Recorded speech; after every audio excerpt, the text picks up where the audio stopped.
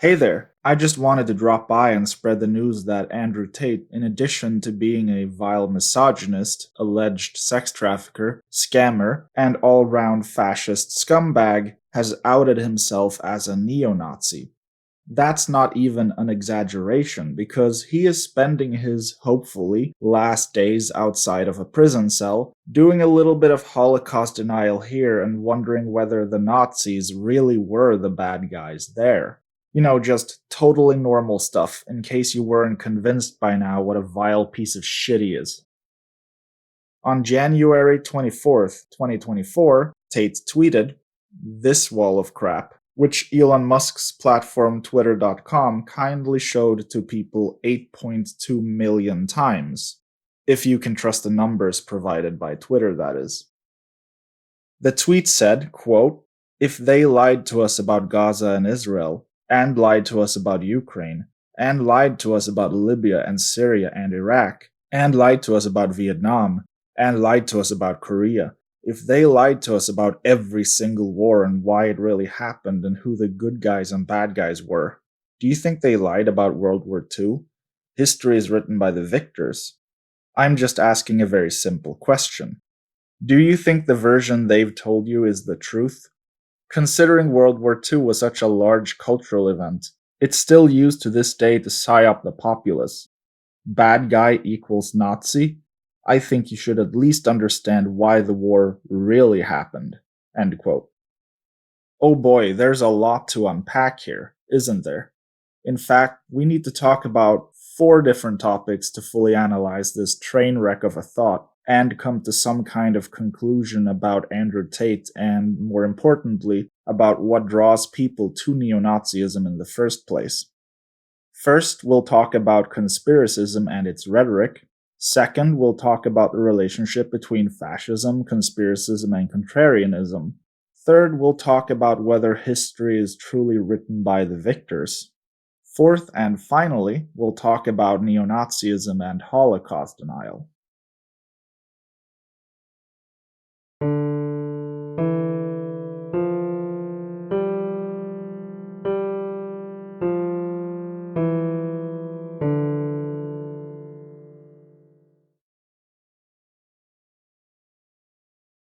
Did you know that they are lying to us?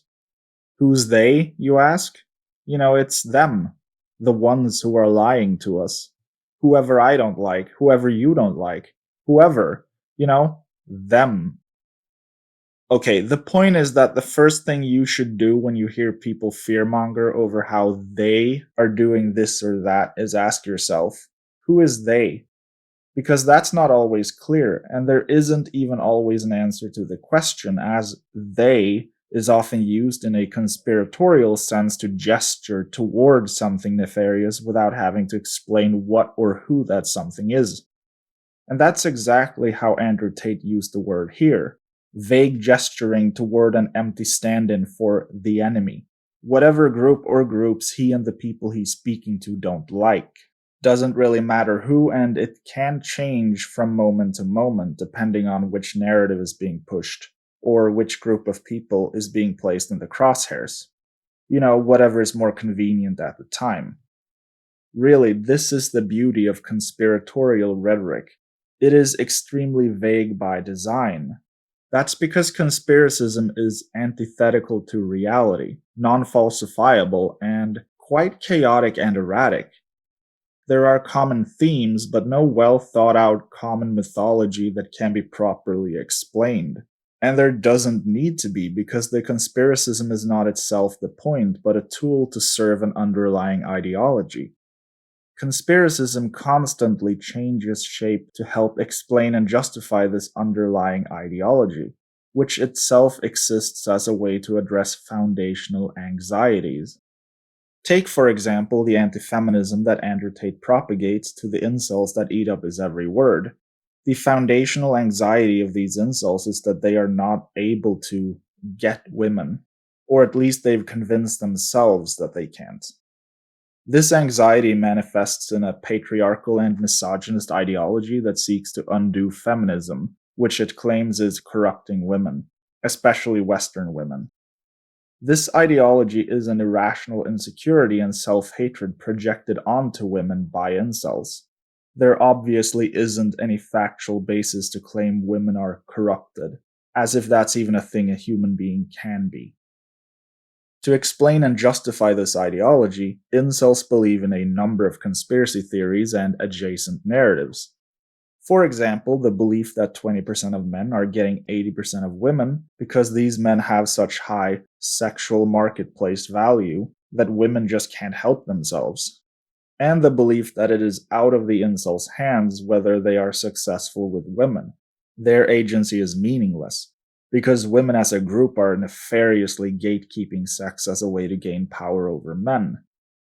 This is kind of a self fulfilling prophecy. Inceldom is itself a self fulfilling prophecy, because the one group of men women are statistically the least likely to have an interest in dating is men who openly hate women, go figure. So it will therefore always be true that other men are more successful with women, and women will never give incels sex, thus, in the minds of incels, validating their beliefs. But these two narratives also create an interesting contradiction that simultaneously celebrates men's power over women and denigrates women's power over men, whichever is more convenient to do at the time. Furthermore, it is not uncommon to see conspiratorial narratives about how they are going after Andrew Tate because he's telling the truth, and that's why he's been arrested for sex trafficking. Instead of the sex trafficking he allegedly did, and for which there is overwhelming evidence, including his own words. So, who is they in this case? Beats me, and it doesn't really matter anyway. It could be any group that incels don't like. But the rhetoric serves a function, which in this case is to protect the thought leader that propagates the ideology that incels feel is addressing their foundational anxiety, even if it actually does the opposite, as plainly observable in reality. It's not like incels are getting laid by becoming ultra-misogynists. However, here's the crux of the matter. Conspiratorially minded people don't really believe in empiricism, facts, truth, or reality. They believe in really dumb axioms, what they perceive as self evident truths that trump facts and reality. Anyone who denies these axioms has either been fooled by them or is one of them, the nefarious enemy that is hiding the truth. Conspiratorially minded people also believe in narratives, stories that explain the world in a way that validates their feelings about the world. These narratives often incorporate elements from many different conspiracy theories, religions, ideologies, a little bit of this and a little bit of that, usually in ways where there are extremely obvious plot holes and contradictions. Basically, a self contradictory hodgepodge of nonsense.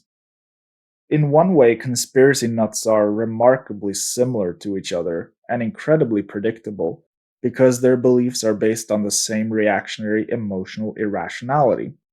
But at the same time, there are no two conspiracy nuts that are the same, because their beliefs are basically just irrational, poorly written fanfiction of reality, simultaneously composed individually and as a hive mind.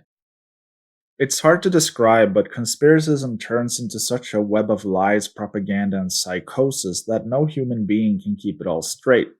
Instead, each person forms their own vibe based on common narratives. This is where the vagueness of the rhetoric comes into play, because it allows everyone to insert their own individual beliefs into it, as long as the vibes and common themes match. The common theme of the conspiratorial they is that there is an enemy, an entity that is working against us, hiding the truth. And that is precisely what Tate alluded to in his tweet about how they have lied to us about every war, including World War II. The thing, though, is that neither mainstream beliefs nor academic consensus on historical facts is created by a homogeneous, nefarious entity that exists separately from the rest of society. We all engage in the culture.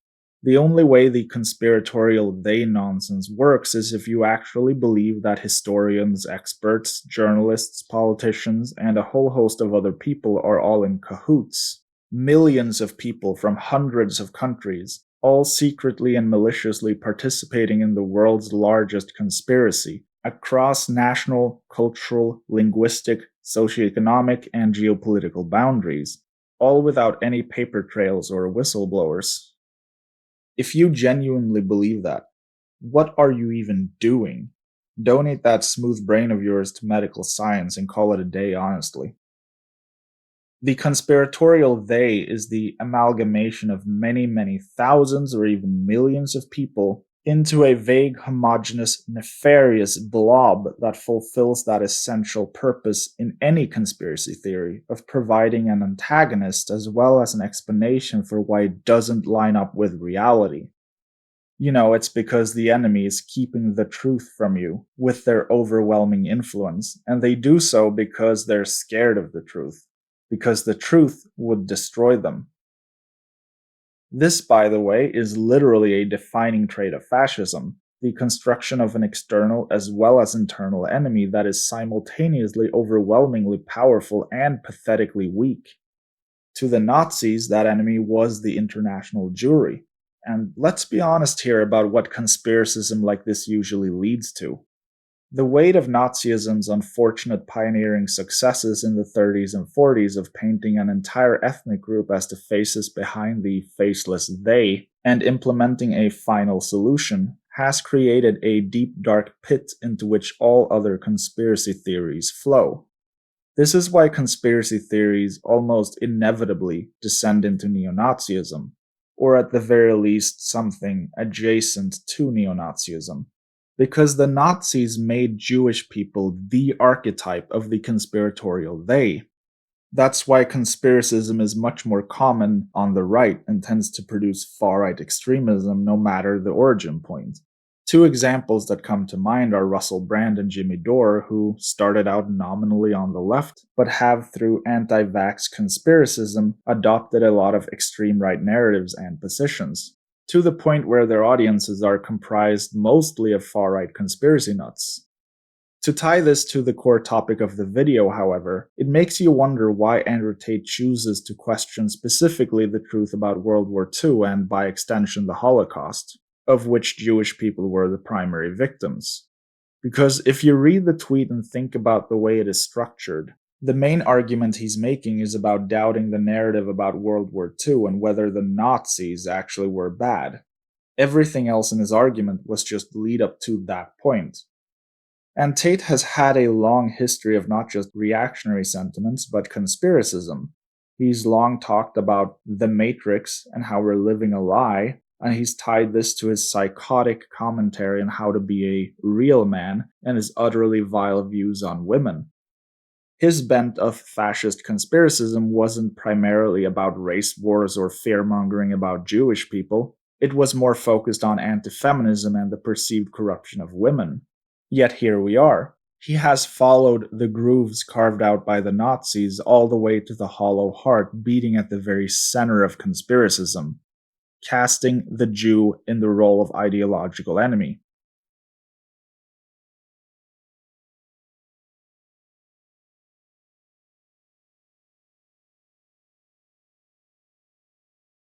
Now that we've talked about conspiracism and its rhetoric for a while, let's shift the focus and instead talk more about how fascism uses not just conspiracism, but also contrarianism in its narratives. In his tweet, Andrew Tate intersperses vaguely correct things with completely incorrect things, and then ties it all together with a narrative about how they have lied about it all.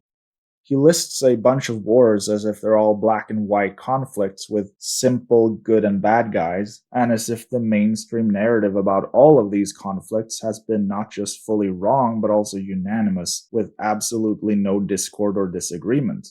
He's just not correct, and he's stripping away so many layers of complexity in order to make it fit the narrative he's going for.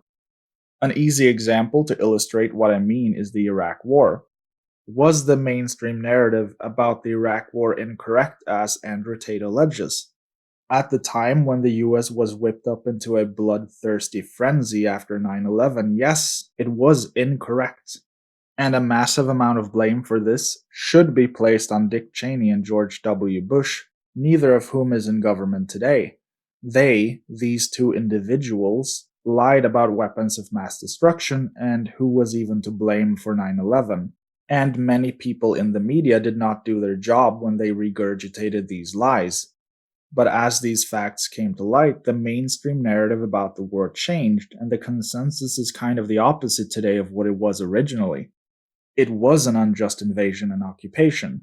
That is now the consensus. If they lied to us about every war and why it happened, as Andrew Tate alleges, why did the narrative about the Iraq War change as the picture became clearer and more facts came to light? The reason why institutions like the media sometimes get things wrong isn't because of a conscious conspiracy to hide the truth. The world really isn't that exciting, at least not in free democratic nations. The simple truth is that all humans are subject to biases that inform our thoughts and opinions, and that is true for institutions created by humans as well. The media, as well as average people, were primed to believe anything after 9/11 because they were scared, angry, and, let's be honest, blamed Muslims, any Muslims, for an attack carried out by far right Islamists. Bigotry, prejudice, and biases explain why the consensus on some wars has been wrong much better than a cartoonish idea of a vast global conspiracy of people who are consciously trying to keep the truth from us. Tate also mentions that they lied to us about Ukraine, which is completely incorrect, given that the mainstream narrative from the start was that Ukraine is a victim of an unjust Russian invasion. And that is precisely true. In fact, I would argue that it is the contrarians who defend Russia's actions that need to lie in order to justify their beliefs. An example would be the outlandish claim that the war between Russia and Ukraine is actually a proxy war between Russia and NATO, when Russia has made it abundantly clear that the war is a land grab, a desire to re-establish an imperialist sphere of influence. Not to mention that it's motivated by a fascist desire to eradicate the Ukrainian identity, something state-sponsored Russian media screams at the top of their lungs over and over and over and over and over. In fact, the contrarian movement that defends Russia has been punctuated by conspiracy theories, often peddled directly and with intentionality by the Kremlin, such as dehumanizing narratives about how Ukrainians are Nazis that need to be eradicated, or how Euromaidan was a Western coup and not a legitimate protest movement by the Ukrainian people. Anything to dehumanize Ukrainians or deny them agency and personhood in their own right. So, if the narrative about the Iraq War changed as more facts came to light, and the narrative about Russia's invasion of Ukraine is absolutely factually and ethically correct, at least in broad terms, doesn't that kind of undermine the entire point of how they have lied to us about everything? My point is, Tate is not really correct about anything. He's just adopted the contrarianism and conspiratorialism of Neo-Nazism, which sometimes cynically and selectively flirts with reality on a surface level to make its fantastical and dangerous conspiracy theories seem more legitimate than they actually are, or to hide a lie between what appears to be two truths. Here's the thing though, neo-Nazis and other fascists don't necessarily believe all the lies they're peddling, at least not in their heart of hearts, because the lies themselves are peripheral. They're just there to provide an easily digestible narrative that sells the core idea, which in this case is to whitewash the evils of Nazism. Andrew Tate doesn't care about any of these wars, the ethics of them, or the lives of the people lost to or affected by them. He's just taking a contrarian position on all of them, because that way he can construct a narrative about how we're being lied to. And if we're lied to about these wars, then why not also World War II? And more importantly, if they lied about who the good guys really were, then maybe the Nazis were the good guys? Just utterly psychotic shit, really. But that's how fascists use conspiracism and contrarianism to promote utterly vile values and ideas. To give you another example of what I mean, Take the conservative movement's obsession with wokeness. Up yours, woke moralists. We'll see who cancels who. And how they find wokeness in everything, all movies. And of course, wokeness to them is anything that's trivial to people who aren't ideologically sick. Maybe there's a movie with a female lead, and they make a big fuzz about how men are being replaced or erased, because there was a woman in a movie. This is a form of contrarianism. They don't care about this one movie with this one female actor, but they can use it as a paragraph in the narrative they're composing about how feminism has gone too far, or whatever.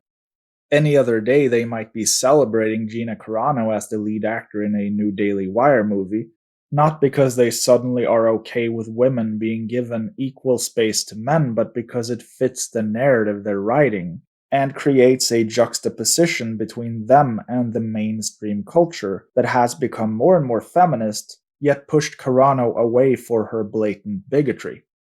The conservative movement uses this juxtaposition to create an us versus them mentality and radicalize its members further and further, to the point where I feel comfortable saying that the conservative movement today is oscillating somewhere between crypto-fascism and open fascism, as evidenced by their loud persecution of trans people whom they describe as groomers that need to be eradicated. Or I guess they hide behind euphemisms like saying it is transgenderism that needs to be eradicated, as if there's a difference. This juxtaposition between them and mainstream culture over the advancement of social values is why they can be described as reactionary. That's what being reactionary means. Contrarianism is a tool used to construct a conspiracy theory. The conspiracy theory is a tool to construct a narrative. The narrative is constructed in order to sell an ideology, and the ideology speaks to a foundational anxiety, something these types of people feel very strongly about the world, something that is in their minds unjust or immoral. What types of people do I mean? Reactionaries and conservatives broadly. For example, as I've mentioned before in this video, the foundational anxiety incels feel very strongly about the world is how unfair it is that they don't get sex from women. To resolve this feeling, they've constructed an anti-feminist ideology, which ironically does nothing but exacerbate their anxiety. In order to sell their anti-feminism, they regurgitate narratives about all the ways they believe women are bad, a narrative that is made up of conspiracy theories, such as how society lied to us and we need to metaphorically take the red pill to see the truth. And this blue pill, red pill nonsense is itself the ultimate form of contrarianism, the idea that everything in society is a lie and we need to wake up.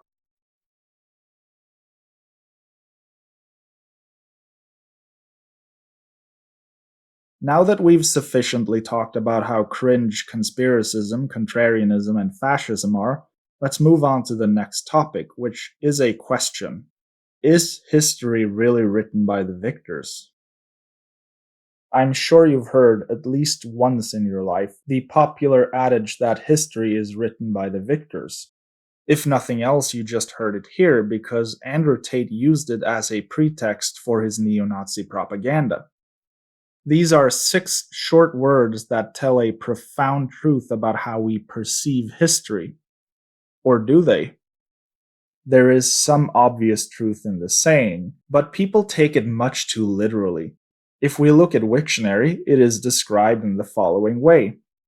Quote, history is often told according to the interpretation and biases of prevailing historical actors, often those who won in geopolitical disputes or otherwise became dominant forces in society. End quote. I want to take note here of the words interpretation and biases, because the saying is not an absolute rule, doesn't claim that history is a complete fabrication, and besides all that, I would argue that the understanding of history that contrarians have is also molded into shape by their interpretation and biases. In fact, I would go much further and claim that conspiracy theorists, fascists, and neo-Nazis have far more impactful biases that color their interpretations far more than is the case for any dry academic or historian. The adage that history is written by the victors is a comment on our perspective of history more so than its factual veracity. It is a call to carefully consider our biases and the biases of our sources. Dominant groups, including those who win wars, tend to have more power to set the narrative or make their mark, sure, but history leaves traces. Texts, letters, diaries, buildings, art, old munitions, you name it. Even eyewitnesses, right? Because we have people within living memory who fought in World War II and who were victimized by the Nazis in their heinous concentration camps. Historians use such sources to do research. They don't just claim things without evidence or proof. Unlike conspiracy theorists like Andrew Tate. Granted, sometimes sources are scarcer and history ends up being a fair amount of conjecture and theories, although conclusions are still based on what sources do exist. But who are we trying to kid? World War II and the Holocaust are not historical events for which sources are scarce. History being written by the victors doesn't seem like a relevant consideration when the loser of the war, Germany, is still around today and has been part of the conversation. This isn't a conflict from hundreds of years ago where one side completely annihilated another. This is a war in living memory whose loser wasn't eradicated. But Tate needs history to be written by the victors, because that's the only way he can cast Nazi Germany as the victim. And that is exactly what he is trying to do here. The point of his tweet, that Nazi Germany wasn't the bad guy, and that the Allies and maybe even the Jews were the real bad guys.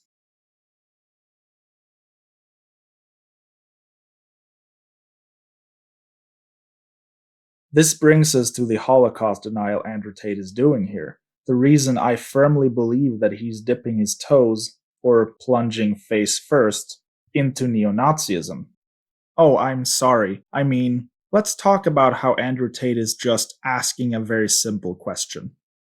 He said, quote, "Do you think the version they've told you about World War II is the truth?" End quote. And he asked this in the context of how, quote, "they lied to us about why it really happened and who the good guys and bad guys were," end quote. So when Tate questions whether we've been told the truth about World War II, what exactly is the truth that he is questioning? Well, the truth that the Nazis were the bad guys, and although unspoken, that the Holocaust even occurred. Because for the Nazis to be anything other than evil, the Holocaust by necessity must not have happened. This is without a doubt a neo-Nazi conspiracy theory. Holocaust denial is a recurring theme in neo-Nazi cults. Although I suppose an alternative is that Tate believes the Holocaust did happen but thinks it was good actually, which again makes him a neo-Nazi, because all the neo-Nazis that downplay or deny the Holocaust are just lying, of course, and in private they love the idea of the Holocaust and want to do it again. This is why neo-Nazis are just as evil as the Nazis were, even if they didn't personally get to do the Holocaust. Tate said that World War II, and by extension the Holocaust, is used to this day to, quote, psyop the populace, end quote, by equating Nazi with bad guy. I'm sorry, but the Nazis were, and neo-Nazis are, the bad guys, including Andrew Tate. I guess he could be making the point that every fascist on the right makes about how words like fascist and Nazi are being overused by the crazy leftists. But that rings kind of hollow coming from people who push conspiracy theories about white replacement or white genocide. And it certainly rings hollow coming from Andrew Tate while he is downplaying the evils of Nazism, and even suggesting that the Nazis were the good guys. If you don't agree that the Nazis were unequivocally evil, well, then you must be a neo-Nazi. If you push neo-Nazi conspiracy theories, that might just make you a neo-Nazi. In summary, Andrew Tate is a frickin' neo-Nazi. I want to go back to the point I made before about how all conspiracism eventually flows into the deep, dark pit created by Nazism. Because when Andrew Tate talks about how a vague, nefarious cabal is lying about World War II, It is eerily similar to how open neo-Nazis claim that the Jew made up the Holocaust as a historical untruth in their war against the Aryan race. The gulf between vaguely gesturing toward an undefined they as an ideological enemy and specifying this enemy as being the Jew really is not as wide as it seems, and gets narrower the more brain space you dedicate to conspiracy theories. Andrew Tate's tweet, liked by 100,000 people, is just empty conspiracism and contrarianism, rhetoric that means nothing by itself, but is used to justify the idea that the Nazis weren't the bad guys, maybe even the good guys. And to those who have gone far enough into the rabbit hole, the conspiratorial neo-Nazi idea that the Jew is an overwhelmingly powerful yet pathetically weak ideological enemy that must be defeated. He's not saying anything else, not really. He used 136 words, if you count WW2 as one word, to say that he thinks the Nazis weren't so bad and to fearmonger about Jewish people. So, to get ahead of any comments that want to defend Tate by nitpicking or talking about how he's right about insert war here, keep this in mind. The point of his tweet is that the Nazis weren't the bad guys. That's what you have to defend. Not what he said about the Iraq War, Vietnam War, or the Russia-Ukraine War.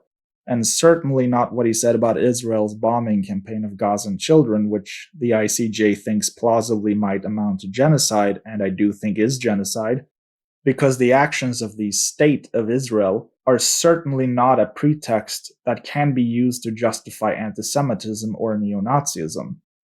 In order to defend Tate here and justify his statement, you'd need to defend the Nazis and agree with him that they weren't unequivocally evil. Tread carefully. Anyway, thanks for listening. This video ended up being much longer than I initially intended. Remember to like and subscribe, it helps the channel a great deal. And I'll see you in the next episode of Patucation. Oh my lord.